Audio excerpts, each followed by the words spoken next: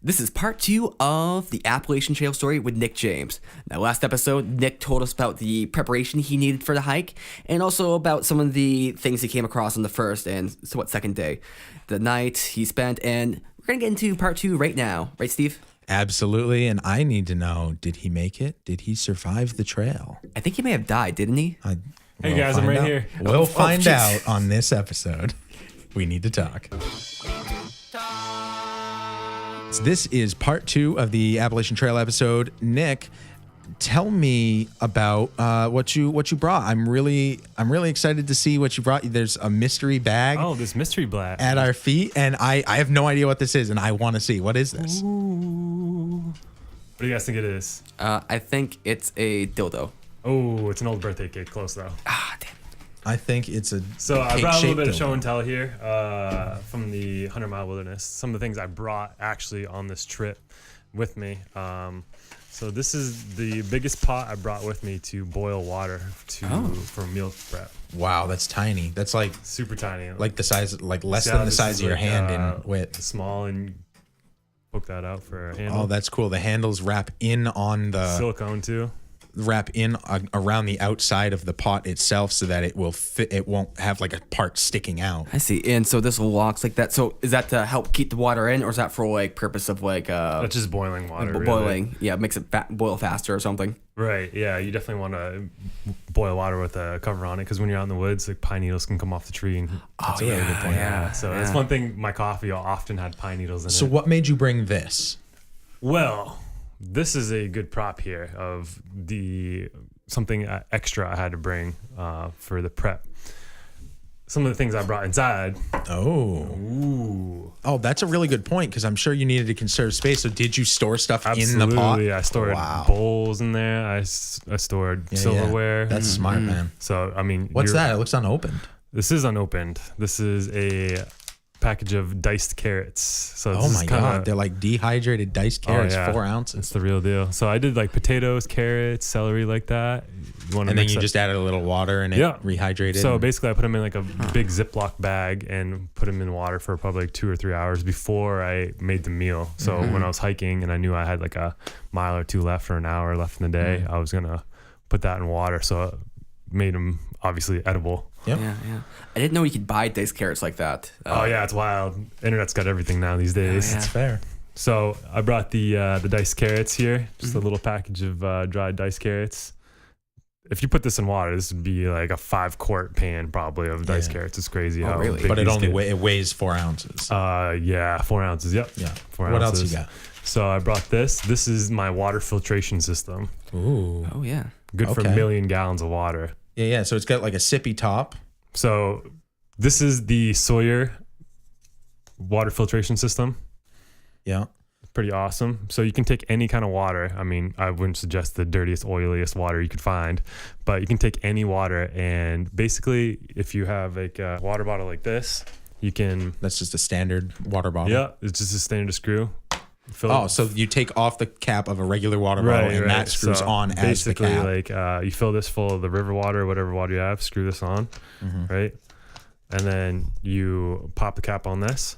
And that's just like a regular cap as well. You can drink right from the water, or you can put that. So it passes through this tiny little black thing. So basically, what is that, like 4 inches? Probably. Yeah. I don't know. Want to measure it, meter? Yeah, sure. Yeah, it's just a little bit smaller than me. Yeah, it's a little bit bigger than you. Okay. So that's about the size of maybe like a smaller than can of Axe deodorant spray. Oh yeah, that's a good measure. Smaller. It's probably like the size of a pepper shaker or salt shaker. Yeah.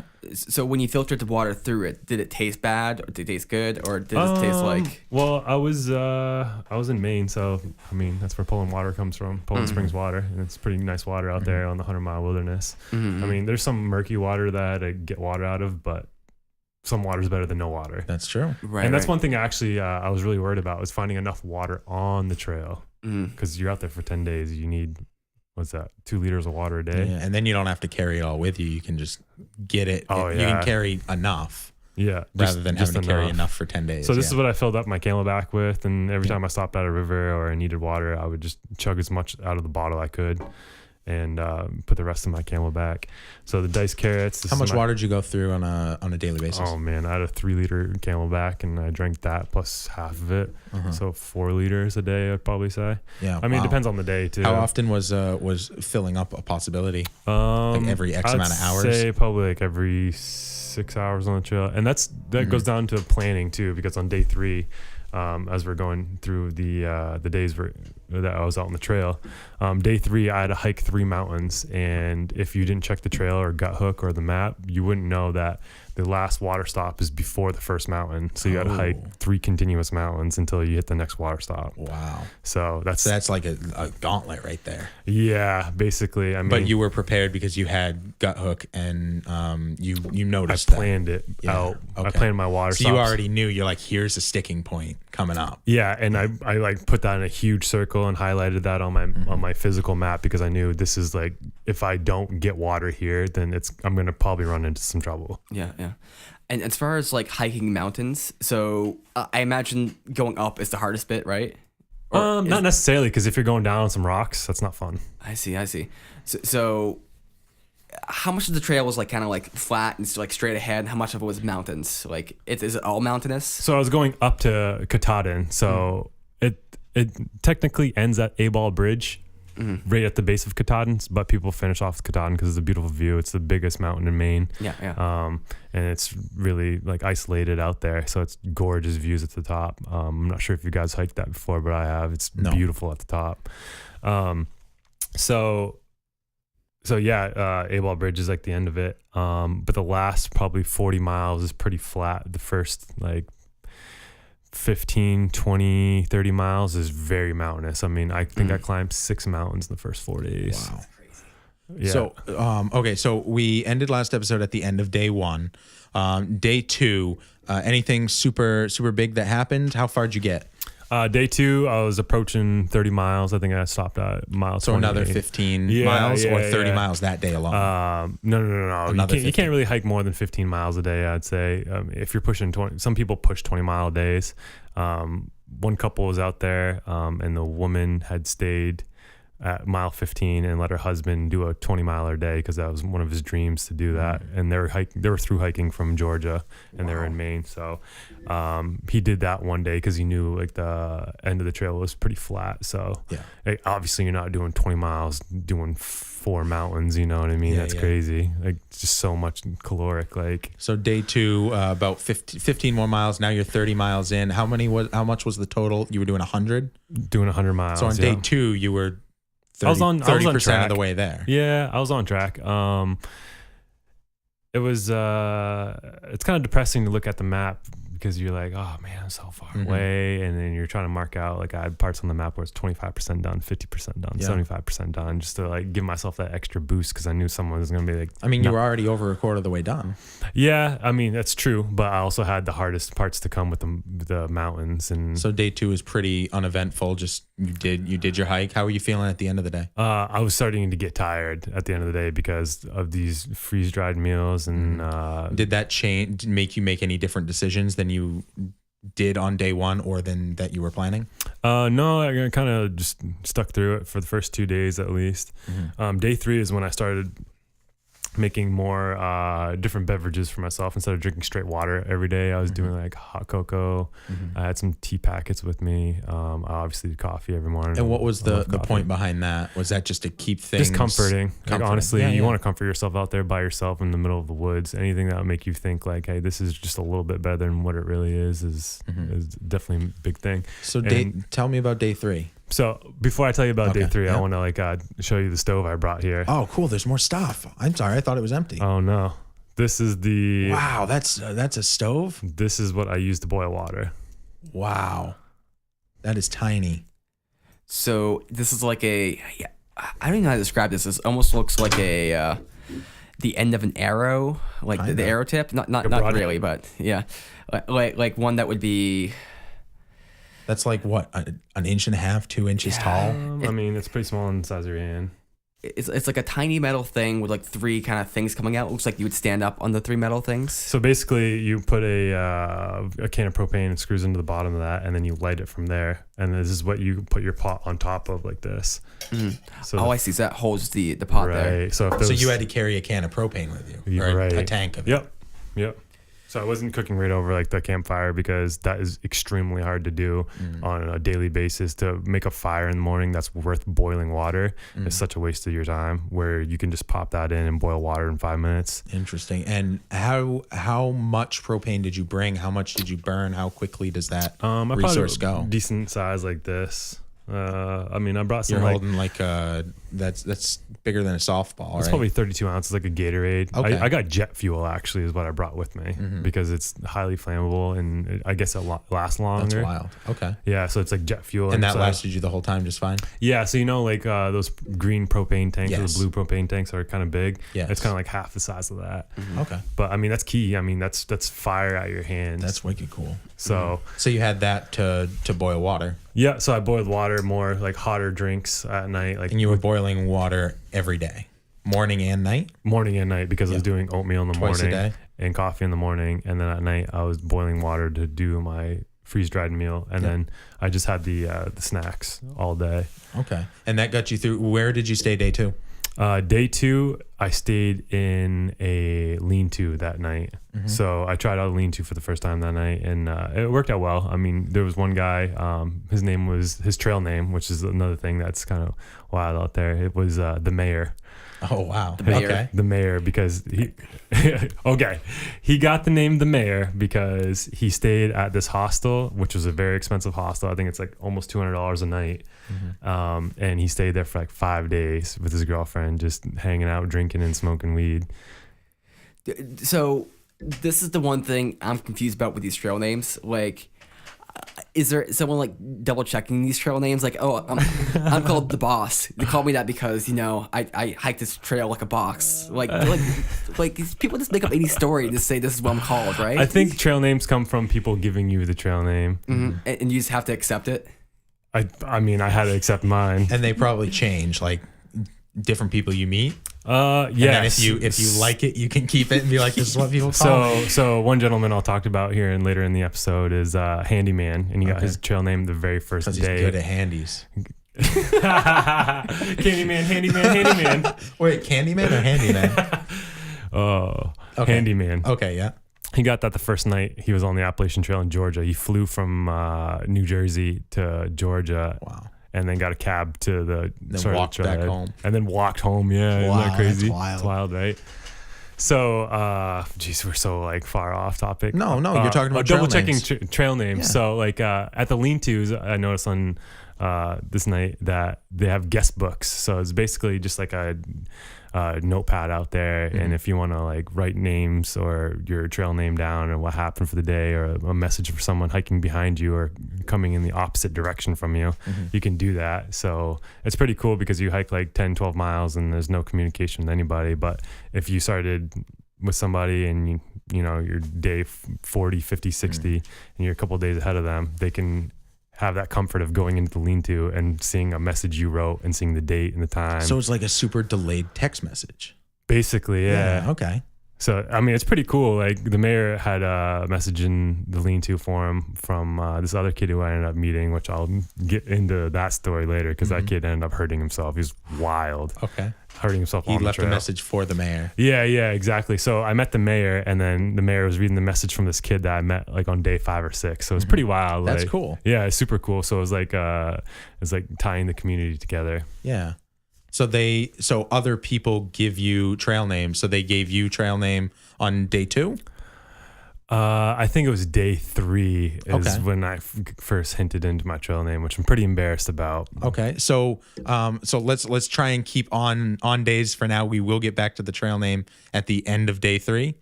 So at the end of day 2, you stayed in a lean-to. Next morning, got up, did my routine. Did Did your routine, the coffee started and off. oatmeal. How was day 3? Day 3. Were there more obstacles now at this point? Day 3 was the day that I had to do the 3 mountains in the water. So shit got real. So shit got real after day 3. Like it was a mental feat on day 3. At the end of the day, I was super tired. I was strained. I think I did like 12 or 13 miles that day. So what did you wear for footwear to go over mountains and stuff like that? So I bought Merrell hiking boots, that leather hiking boot in the ones last that episode. were wet day 1. Right. Okay. So were they dry by day 3? Depends how dry waterproof is. I guess. From the inside when it got soaked. Yeah. And okay. no hair dryer. So they were somewhat uncomfortable at this point. Absolutely. Okay. So my feet were constantly wet. I only brought 2 or 3 pairs of socks out there with me because I'm not changing clothes every day. I imagine wet feet, that softens your skin, so it would have made. Oh yeah. That must have been a nightmare. Yeah, it started getting real bad towards like day 5 and 6. We can go into my rescue mission here in a few minutes. Yeah. No, well, we're on day 3, so. End of day 3, you said you were real tired. Your feet were starting to hurt. Yeah. So day 3, this is one of the days that I kind of had a mental freak out. So I hiked a bunch of mountains. I got through carrying the water for the 8+ miles that you couldn't pick up water. I got to the other side, got more water. I was just mentally tired. I was physically tired. It was taking a toll on me. How long had you been hiking at that point? I did a 12, 13 mile day. So okay, yeah. So another 8, 9 hours. Coming up on 50% of the trail being done. Wow. Okay. So I was in 3 days. Yeah, I was just pushing myself because I wasn't going to be any healthier or any more motivated in the next coming days. Sleeping outside, you know what I mean, in the elements. You wanted to get the bulk out of the way up front so that you could soften the rest of it. Yeah, right. I wanted to push. So where'd you stay day 3? So day 3, I hiked up these mountains, and when I got to the other side, it was real marshy, and I was starting to freak out because the bivy tent I bought wasn't able to be put on a platform. You had to put it into the ground, so the stakes like held it into the ground, so it basically held it erect.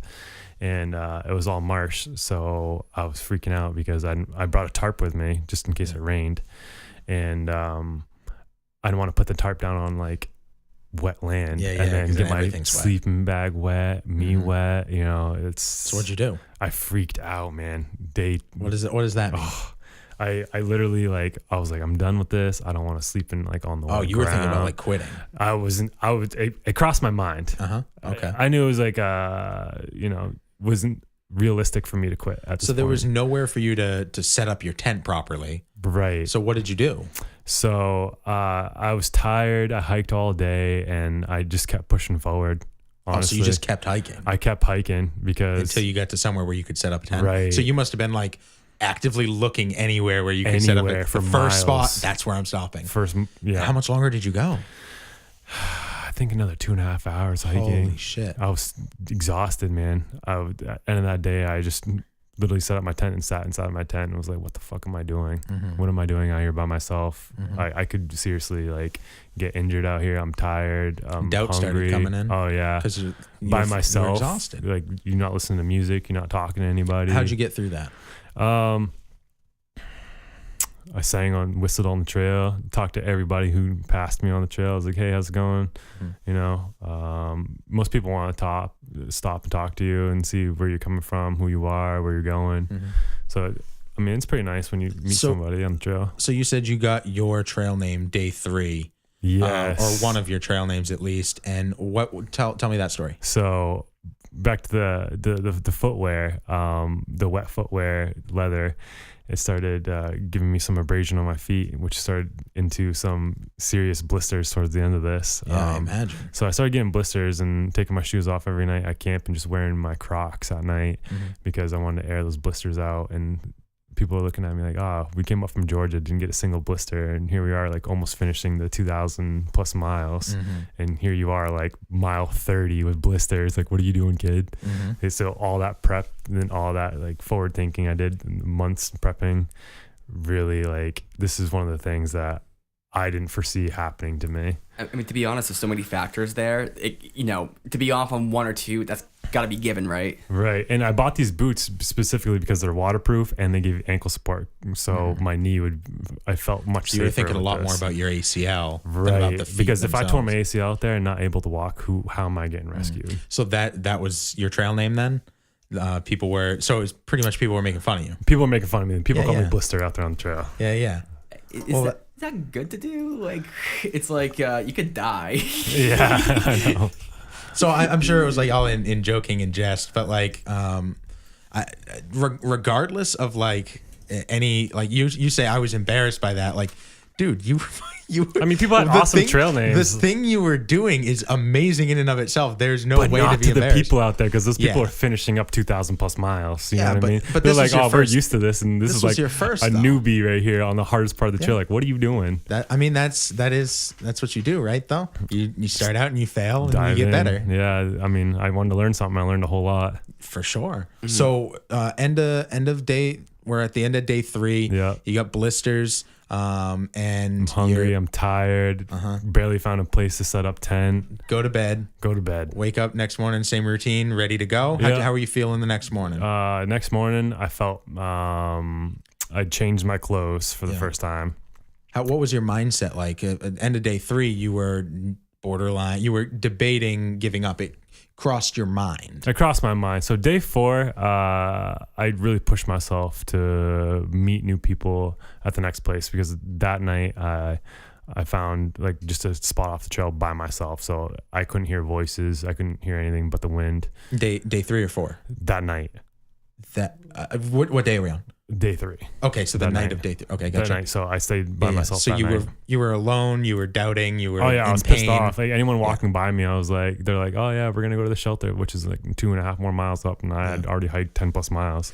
So I was like, I'm not going there. Yeah. Plus, you have to have reservations for some of these places out there on the trail. To be honest, That's wild. I know, like some of the lean-tos you can just walk up to and see if people are sleeping there, but some of these actual like nice places the ATC puts up, they do like a full breakfast, and That's they wild. actually have like some beds out there like on the trail. So day 4, you started. How did you get your mind right to be able to continue? So day 4, I had one of these oatmeal packs with blueberries, Yeah. dried blueberries, It's and a I was like, main staple. I was like, I'm out here. I've been out here. I'm gonna eat something good this morning and really focus on like having a normal breakfast, like Nice. just taking it easy, not like eating it fast and going. So slowing your pace down a little bit, and Right. and it seems food and drink, you found ways to make those something that Comforted me. that comforted you, and it Right. brought your spirits back up. Right. Okay. So, That sounds especially really hot smart. food, because I was eating like, granola and dried fruit all day. It wasn't hot meals. Yeah, to me, the main aspect of the hike that would kind of wear me down wouldn't be the physical aspect so much, because I can like endure that pretty well. I mean, unless it's like wet shoes, that I'd have a hard time. But that's the mental aspect, because it's just the mental aspect that would wear me down. Just like just mosquitoes, flying on me, and just the feel of my feet getting sore, the blisters, and like that would just wear me down, and that's why I would probably want to stop. What did you do about your feet going into day 4, knowing you were already starting to get blisters? So what can you even do? Day 4, I mean, this is the day I started improvising, because this is the day my blisters started getting quarter sized on my feet. Wow. They're gigantic. So I started improvising. I would wake up in the morning, and before I even put my tent away, I would wrap my feet. I was wrapping them in Band-Aids, whatever I had. I had some gauze. I started putting duct tape on my feet.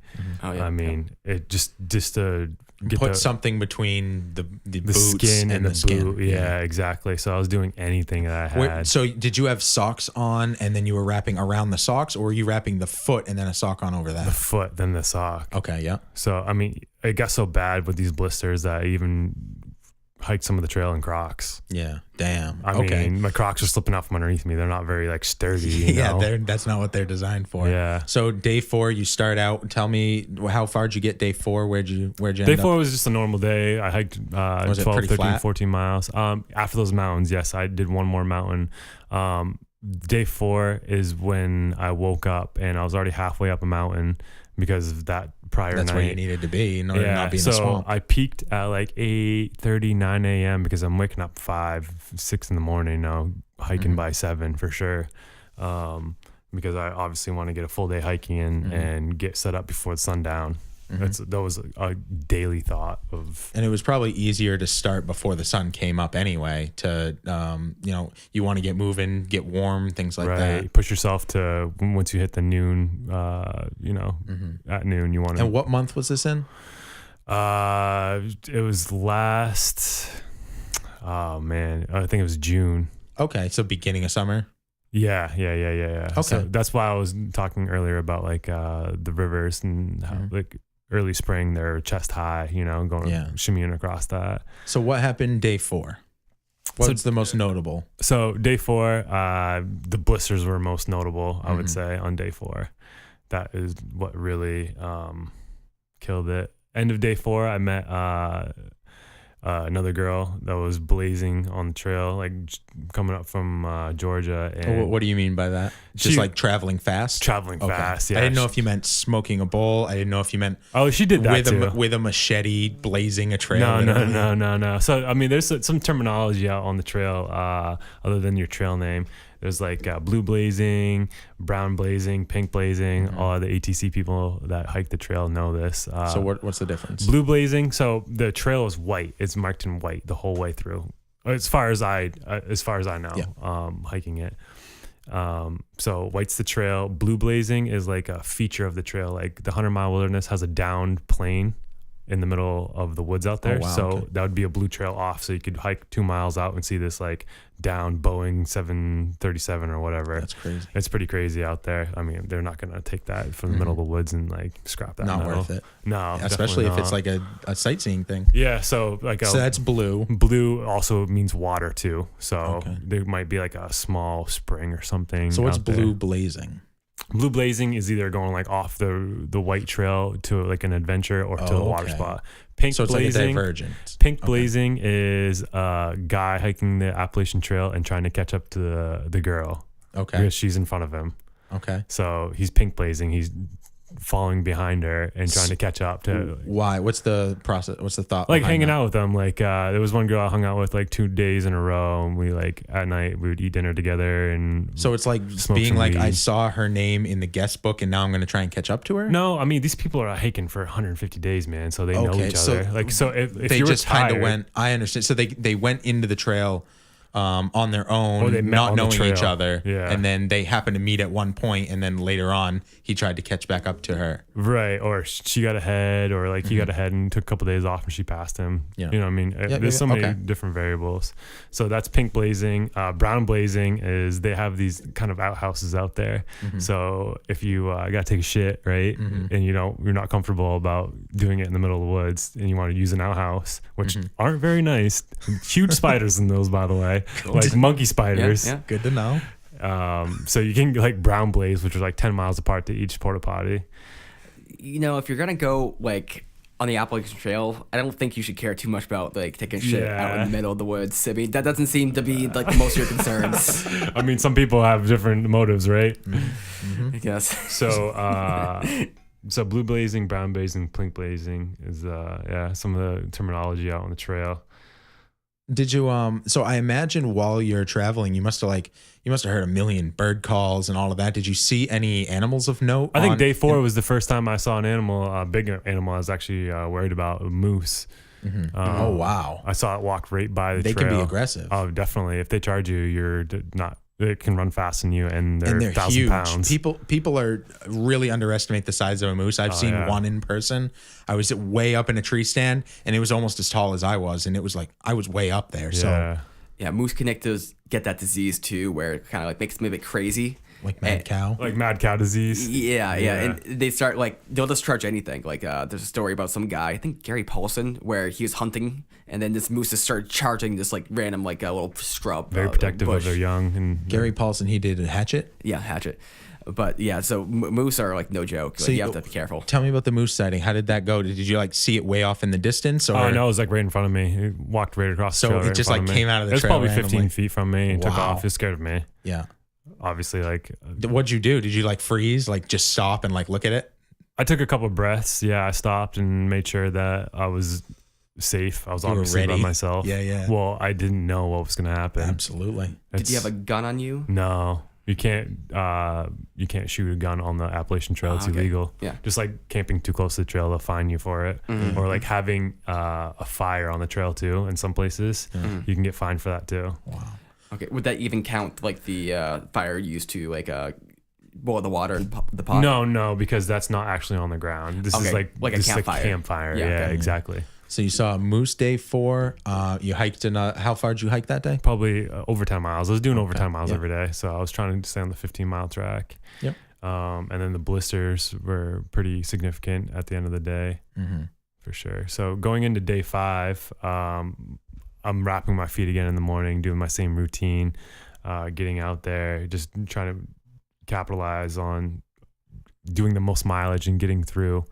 So were you still trying to push yourself, or were you letting yourself take it a little bit easier? Because I mean, day 3, you said you were 50 miles in. So you were halfway there. You still had 7 more days.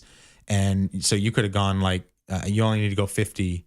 I'd say day 3 or 50 4, more. I was So you probably could go, halfway. you could go less than 10 right. miles a day at but that the thing point. is, doing with that, you also gotta like weigh out, do you have enough supplies? How long do you want to be out here? Do you want to be out here filtering your own water every time you want to drink a water for the next couple of days?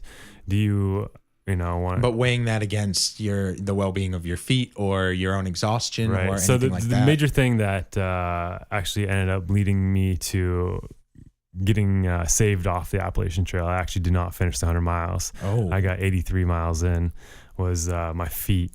The So blisters that's got, like you were missing like 1 more day's worth of hiking. 17. yeah, and that's unfinished business. I definitely want to go back and finish that up. So we were on day 5. Day 5, you said you were wrapping your feet in the morning. Yeah. Anything eventful happen on day 5 leading into 6? No, just not another- really. Just push myself. Another 10, 15 miles? Yeah, 10, 15 miles. I got stung by a bee that day. Oh. And my phone died that day. Oh. So So no more gut hook. no more gut hook. So I don't know exactly where I was on the trail. Your phone died for the first time and you could use your solar recharger? My phone died and it did not recharge. Wow. Okay, so now you're without a phone. Without a phone. Major blisters. I'm relying on plans that I made before getting on the trail to get picked up. Wow. And you had a physical map. And I had a physical map. And you were about 60 out of 100 miles at that point? I'd say about 50. About 50 at the end of day 5. 50, 60, yeah. Okay, so you were like right on track then. Yeah, I For kept 10 miles myself a day. very on track regardless of the pain with my blisters or anything else I had because I overpacked with food. I mean, at that point, you're like so far out that you kind of have to keep going. Like, I mean, I guess there is a choice to get rescued, but it's probably not the best choice. No, it's definitely, and even getting rescued could take half day, full day. So you're just better off walking out yourself. So end of day 5, where'd you stay?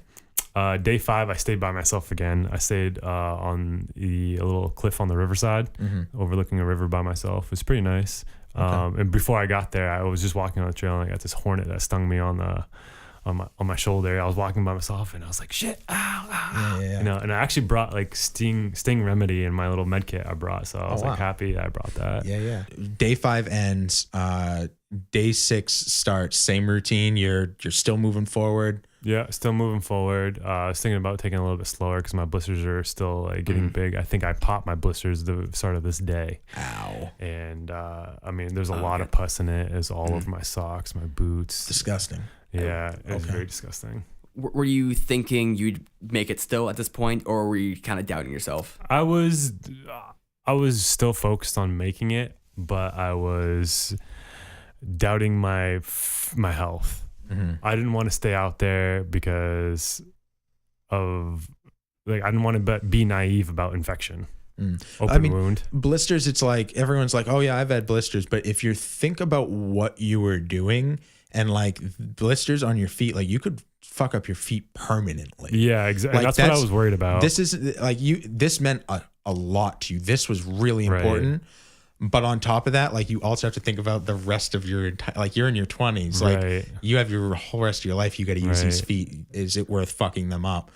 So day 6, anything super eventful? I mean, like when you're thinking about these blisters too, you got to think about the sanitation you're having. Day 5 or 6 in, I'm jumping into a river to get clean at night so I don't smell like BO. You know what I mean? I'm not like having filtered water on my feet, or I don't have hydrogen peroxide. Yeah. I got triple antibiotic ointment, but that only works so much, especially when you have pine needles and dirt that's all on your feet. You know what I Nasty mean? shit. Yeah, it's like half the stories about like medieval like medicine and stuff like that is they died of infection. They died of infection. I mean, even early surgery, before people realized you needed to scrub up and all of that, like that's what people died of all the time was infection. Yeah, So infection is a real issue, and if you know, even if like say you get infection, you get it treated, you know, you might have to get your foot cut off because it goes that far. Right, so that's what my main concern was, because I had blisters on both back of my heels and both of my big toes. So I had blisters there, plus a couple others. Like So every step must have been. my pinky toe had blisters too on both of them. Oh, jeez. So I had the like, pinky toe. So like the big toe, pinky toe, and then ankle. So basically wherever your foot rubs in your shoe or boot is toast. You rub it on like no skin. So you're wrapping your feet that morning. You take off. How far you make it on day 6? Day 6, I make it to this really nice camping area along a lakeside, and Like another 10 miles? Yeah, I wanted to push for 15. I almost copped out on 10 because of this this campsite along this lake is supposed to be like a highly sought after best campsite in the whole trail from Georgia north. And I kept pushing myself because I was like, you know, I'm just going to try to get this done. I got blisters. And I think it was day 7 is when I ended up hiking all day and getting off the trail, getting rescued. Okay. So end of day 6, you stayed by yourself with people? By myself again. Again. Yeah. So that was you. It sounds like you stayed by yourself more nights than you didn't. Correct. Yeah. Because when I was staying by myself, I was pushing myself farther, and I was pushing myself between lean-tos, and then people would stay up at night because they're not hiking 15 miles a day. They're hiking 4 or 5. Maybe they're taking the next day off and they're smoking weed and drinking that night. Yeah. You know, they want to conversate around the campfire, whereas I'm trying to get to sleep by 10 p.m. and get up at 5 a.m. And they're like, who cares? You know, we're not doing anything tomorrow. I can sleep all day. Yeah. So you always have to deal with that. Did you consider taking a day and just being like, I'm going to take a day and rest? And I had a lot of people tell me that, but my blisters weren't going to heal in a day. And but maybe they could be more reasonable. But so your main thought was, I want to get to the end. Or they could be infected within that day too. Really good point. So your main thought was, I want to get to the end of this now. It was it was a race of time with my feet being infected, and I mean, I was dealing with the pain. So end of day 6, what's your thought process like? Are you thinking, I'm done? So end of day 6, I met this kid, and I showed up probably a little bit delirious because was this the guy who left the note for the mayor? No, this is actually it was the same tent site that I met that kid. Oh, okay. So I showed up, and this kid was doing the 100 miles. He took 2 weeks off work, and he was from like New York, I think. So he was just hanging out, like writing in his journal, fishing. He was just taking his time doing it, not like pushing like me. And I showed up delirious, dehydrated, hot, sweating. I mean, I could barely stand. I thought I was going to pass out. I mean, there was like that health aspect. And these people knew that too. They saw that you were in wicked rough shape. No, it was just one kid and at the lean-to, and I showed up, and he saw how like rough of shape I was in. I kicked off my boots immediately because my feet hurt, and that's when I noticed my big blisters had burst again. So I was like, okay, this is like perfect like biodome for infection. I need to get out of here. I'm next to a spring. I got like outhouses, nice ones, and a lean-to with campfire. So it's like I was thinking about how I can get out that night. That's the night I saw a bear too within a quarter mile of our lean-to. Yeah. Okay. That must have been terrifying. That was at like after dark. Yeah. So one of the girls that I smoked with a couple nights prior had caught back up to me and said that she had seen the bear too. I said, what's the chances that, you know, no one stays at this lean-to with me tonight?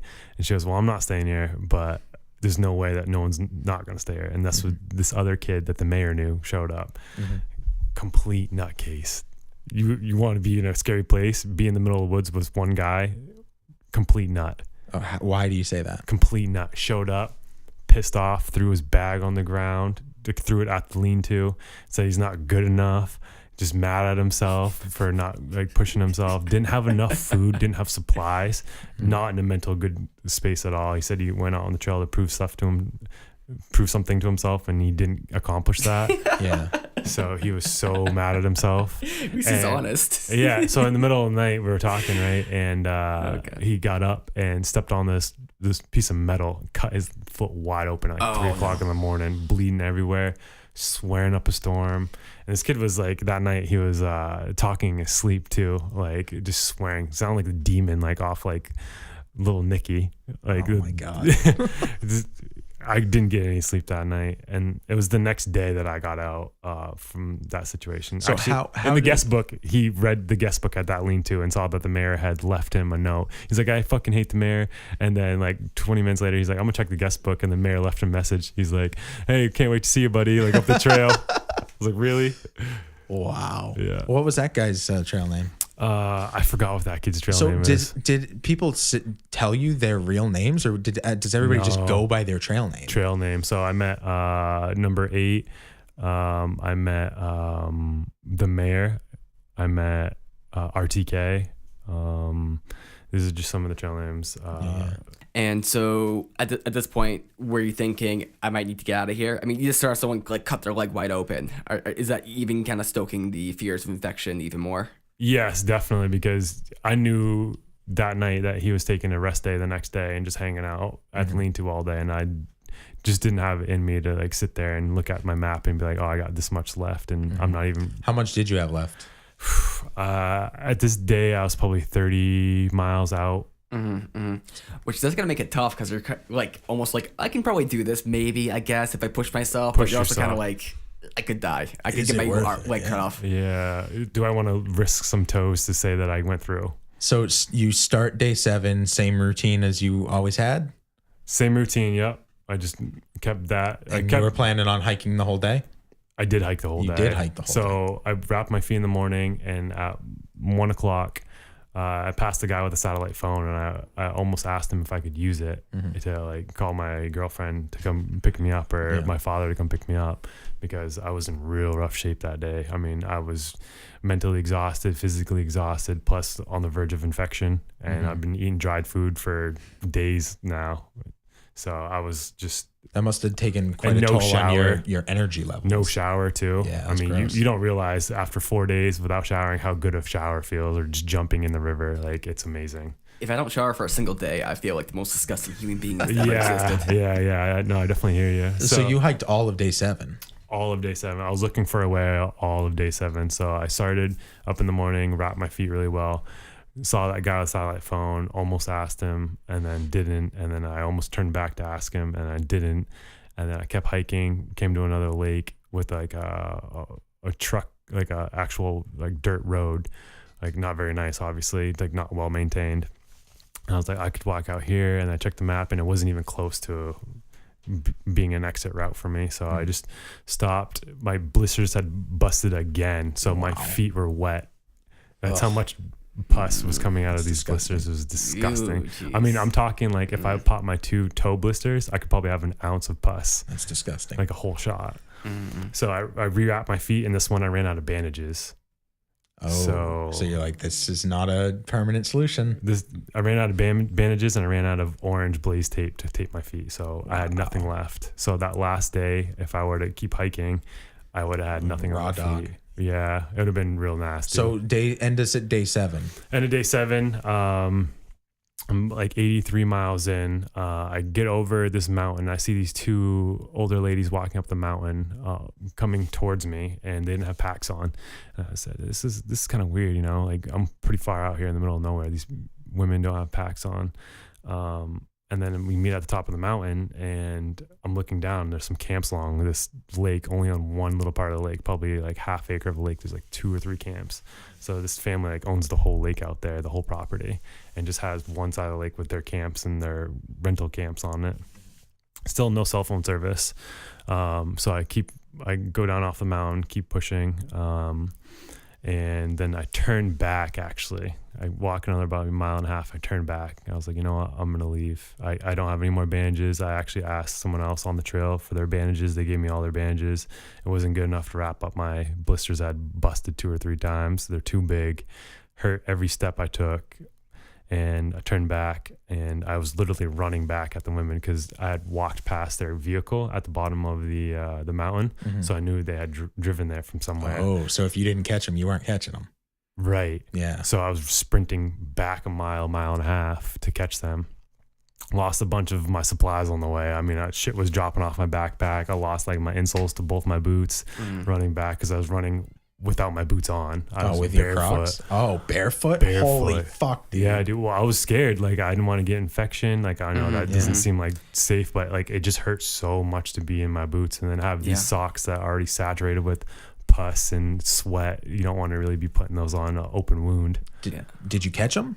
I did catch them. So I got back and I sat next to their car and I started eating some granola bars and drinking whatever water I needed. And I saw some friends from the trail come up and ask if I'm calling it quits. And I said, yeah, unfortunately, like my blisters are too big. I got to call it quits. And they said, you don't want to walk with us? Two older gentlemen. I said, no, sorry. Like I could push myself, but it's not worth the risk at this point. Like I've proven to myself that my knee is healed up to climb several mountains, to do several days out. I'm pretty tough to do this by myself. I'm just going to look for an exit solution. So this is like 2 or 3 days before I'd planned for anyone to come pick me up, my dad or my girlfriend. And so anyways, these women came back. I politely asked them, begged them with money to like bring me back to their cabin, and they gladly did. And then I just told them my whole situation, and then they had a landline phone there, and this woman had internet connection. I don't know how, and she ended up sending my girlfriend instructions how to get here, and said like, take a screenshot of this because you're not gonna have service when you get out here on these dirt roads. And that's when probably half hour later they dropped me. They said you couldn't stay at these cabins, so they went back up the dirt road and dropped me off on the dirt road after I like talked to my girlfriend about coming up from Portland, which is like 2 or 3 hours away. It was in the afternoon. I was like, shit, I am like... Did they accept money? No, they didn't. I didn't think they would. No, they didn't. Were these like the landowners you're talking about? No, they're people staying in the cabins that were hiking. Oh, okay. So they were like, nice they're of on them vacation. to do that. Absolutely. Yeah. Like I didn't get there. How long were you waiting? A few hours. So I was waiting by this river, and this guy shows up, handyman, another young kid from New Hampshire. And he got his name because the first night he was in Georgia, he left trail mix out on the bottom of his tent, and mice had chewed through the bottom of his tent. So he had to duct tape from day one his tent. Wow. Yeah. That's like getting your boots wet day one. Yeah, exactly. So like, we all yeah. have our stories, you know, Straight up. how this went through. So he showed up, and I was just talking to him, and he was really nice. He said, you know, you don't have a whole lot of water in your Nalgene bottle. You want me to go fill it up in the river? I was like, I love that, man. I had my feet elevated, like trying to get swelling down, no socks on, just, you know, in the middle of this dirt road waiting for my girlfriend to pick me up. He went and got me water. He told me he was a paramedic, so I was asking him about my blisters, and he's like, yeah, you definitely want to take a knife to your blisters, cut your blisters off tonight, and then hydrogen peroxide them, and then just take care of them, because he said it's going to be weeks until... no. And he said that's good that you came off the trail, because once the blisters pop and they fill back up full of fluid, which they already had, it's just like contaminated fluid inside those blisters. Yeah, it's just nasty. So he gave me a bunch of advice. His dad picked me up, and then we tried to figure it out if we could intercept my girlfriend on this dirt road on my escape plan here. And there's only one way in, one way out on this dirt road to these camps. So we ended up intercepting her. They dropped me off, and his dad gave me a big hug and like told me he loved me and like hope like all the best for him. And this kid was a thru hiker from Georgia. He was finishing up his whole Appalachian Trail the next day at Katahdin. So it was a beautiful day for it too for him. Like, I'm happy for him. But my blisters were ultimately the reason why I didn't get the last 15 miles of this 100-mile wilderness in. But like I said, I got like some unfinished business I want to finish up this summer. Right. So mentally, you feel like you can still push yourself. Well, I mean, I guess mentally, without the blisters, you'd be in a better place, like a much better place. But I would have finished. Yeah, you would have finished. I got the time. I got the food. I got everything. Energy. You could have just kept pushing yourself. Yeah. The blisters and risk of infection was the main thing that kept you from. It was the risk of infection, like the long-term effects of how bad this could be 3-4 days out with these blisters potentially being infected. I mean, they didn't give me a whole lot of sign that they're like badly infected, and they luckily didn't get infected because I did, like, handyman and his father were both paramedics. So I listened to them, and that night I got a hotel in Bangor and a 6-pack. Yeah. And I drank a 6-pack and soaked my feet in salt water like they told me to in the tub, and took a knife to these blisters. So I got like buzzed, and I cut these blisters off my feet, and I'm telling you, man, they were the size of my thumb. That's like disgusting. raw skin. Did it hurt, or was it just like dead skin? What do you mean? I'm taking a knife to my feet. Yeah, but if they're worn enough, you could imagine that like the skin would be dead and you're cutting off dead skin. But fuck, dude. You got to cut it right to the edge, so Right you're hitting to the the edge. right, Wow. so you're hitting the nerve, and this is all not just dead skin, but raw skin underneath. It was wild. So was gnarly. did the whole thing hinge on that first day getting your feet wet? Would you have gotten those blisters had that not been? I don't want to put case? the blame on anything other than the fact that I didn't. I don't want to say I didn't properly prepare for it, but this is something that was unseen. Mm-hmm. Like I did everything I could. I got all the food, all the preparation, I planned out my days. I planned out my water stops, my tenting stops. I planned out, emergency situations for phone calls, for bandaging, everything. I planned out everything, and then just knowing that I could have finished up, or I probably could have done a little bit better if I choose different footwear, which I didn't cheap out by any means. These are brand new boots. I put them through like 2 or 3 4,000 footers in New Hampshire mountains before I came to the trail, because I didn't want to have brand new shoes. Obviously that's not good for you. But like they did have some mileage on them, and I thought I'd be fine. But just 7 days of wet boot that's waterproof on the outside, but also keeping the water in on the inside isn't the best for your feet. So you have unfinished business, and you're going to finish. I gotta finish. How did your family react?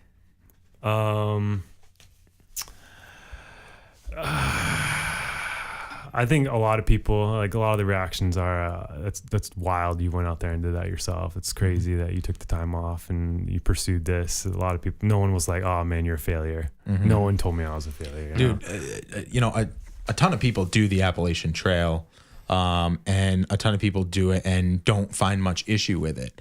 But I think a lot of those people are doing it at a slower pace. They're taking more time. Absolutely. You had 10 days. You had to go at least 10 miles a day to do the 100, obviously. Yeah. You were trying to push yourself a little bit to get there, so you have extra time. And so you were on a very hard pace. I wasn't necessarily on a strict schedule, but I did have a time frame in mind. But I mean, my point is, you weren't just, walking a trail. You were on a specific pace to push hard, and that was a lot. Yeah, and one of the reasons why I wanted to push hard too is because I wanted like a couple extra days to recover from the 100 miles before I had to go back to work, or just to take some rest. Which now it kind of sounds like it was a really good idea, because you had. I went to work with sandals on, man. I work in an office. Yeah. Like, you need to go home. You have open wounds. They made me go home my first day back to work. Wow. That's how big my wounds were. It was disgusting, because socks would stick. Any shoe but sandals hurt. I want to believe that I could do that hike, but not the way you did it, not at a fast pace. I would need to go super slow, 5 miles a day. Like, I would need to really go slow. I would need to condition first, like you did. Yeah, definitely. And plan effectively. What about you, Nate? Is this something you would do? I don't think I'd want to do that. It sounds like too long of a time. Like, I might, camp out somewhere for like a day, maybe 2 days at most. I like hiking, but just like a day max. Like a whole 10 days or anything like that. That sounds like way too much. I mean, I might get into it, who knows, but it just seems like too much of a time commitment. And also the fact that there's a probability of blisters, like, I don't know why, but blisters make me cringe. Like, it's that's an unforeseen probability. You don't want to like start your hike by thinking about blisters. You're thinking about like bears or moose or like people, like deranged people, or like having enough food, or falling off rocks. Yeah. For me, the risk of infection, that's not something I thought about, but that's got me thinking more like, that this seems kind of nasty. Yeah, and definitely. You don't know if you're gonna like that one guy, cut your leg open, just happen to hit something in the wrong way, and then maybe you're stuck there because you broke your ankle. So there's a lot of like just risks in that way beyond just like making it through or having the strength. I think you are super badass. With that said, what would you do differently if you could do one big thing differently the next time you're going to do it? What is that? I would bring trail running shoes and a friend. The silence really like plays a big role on your motivation, especially when you haven't seen anybody for 2 or 3 days. And especially when you're already fighting, like, should I even bother going forward? What am I doing? Right. I'm in a lot of pain. Yeah. I'm I'm on the right you. trail. Like, I won't know until the next trail sign, which could be miles. That's wild. Yeah. Or is this so really... shoes and company are the two? I'd say shoes, company, and then just not have such a strict schedule. Like, so what will this second attempt at this?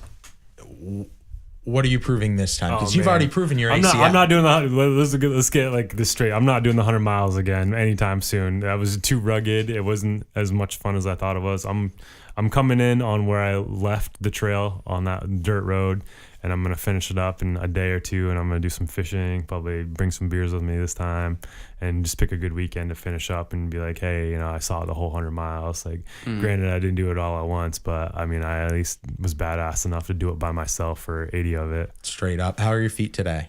They're scarred. They are very scarred. Yeah, they're very scarred. I mean, they're good. It took me like probably 3 weeks before I could start jogging again at the gym after this 100 miles because of how bad they were. But even 3 weeks out, I mean, they were still healing. It was a wild. So couple. There goes your foot model career. I did take insurance out on my feet. Wow, that was a smart move for sure. Anything else you want to touch on in regards to your journey, your amazing story? No, I just anyone that's considering hiking the Appalachian Trail, don't think twice about it. Go out and do it. You only live one life, and being out in the wilderness and being at peace with yourself and taking the time to enjoy what's really out there and what's real is important. And you should take it to heart. Fair enough. Thank you so much for sharing your story. Hey, man, thanks for having me on the podcast. Really appreciate it. Going for a full handshake here. Oh, definitely. All right, Nate. Is there anything that you wanna plug about in general? So I want to plug memes in general because memes are awesome. Yeah. Go memes. Okay. Nick, do you have anything that you wanna shout out? I want to shout out Orono Brewing. I'm pushing this tubular Indian Pale Ale I'm drinking today. It's really good. If you can find that, I highly suggest trying that. And I also want to plug ATC, Appalachian Trail Club. If you are enjoying the trails you're hiking on or considering hiking the ATC, you should donate to them. They're the ones keeping the lean-tos and the trails clean and safety and rescues happening out there for people like me being dumb just going out by themselves. So if you guys want to donate to them, that'd be awesome. I think there's a fine line between dumb and brave. And I think you are well on the brave side. And I think that what you did is amazing. And that's my opinion. And I think the majority of people are going to agree with that. Yeah. And actually, I changed my mind. I'm going to give a shout out to Presonus, who has the Studio DAW I used to record mostly, and also OBS. OBS is like the video software. You can also do like video over video. OBS is free. Studio One is costs money, but both are excellent products. So definitely check them out if you haven't. Absolutely. So you? No, I don't have anything I really want to plug. I just want to thank Nick for coming on and look forward to in the future talking to you guys again. Okay. Well, in the future we need to talk.